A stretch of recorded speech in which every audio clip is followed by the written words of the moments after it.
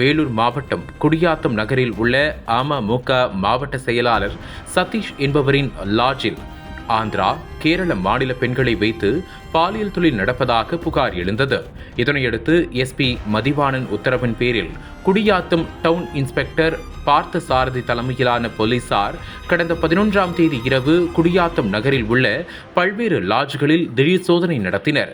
அப்போது குடியாத்தம் பஸ் நிலையம் பின்புறம் அமமுக மாவட்ட செயலாளர் சதீஷுக்கு சொந்தமான லாட்ஜில் பாலியல் தொழிலில் ஈடுபட்டவர்களை கையும் களவுமாக பிடித்தனர்.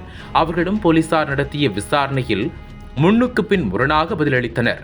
இதனால் சந்தேகமடைந்த போலீசார் அவர்கள் 9 பேரையும் குடியாத்தம் காவல் நிலையத்திற்கு அழைத்து வந்து விசாரணை செய்தனர். அறிந்த மற்ற லாட்ஜ்களில் பாலியல் தொழிலில் ஈடுபட்டவர்கள் உடனடியாக அறைகளை காலி செய்து தப்பித்து சென்றதாக கூறப்படுகிறது. இத்தகைய பாலியல் தொழில்கள் பெரும் பரபரப்பை ஏற்படுத்தியுள்ளது.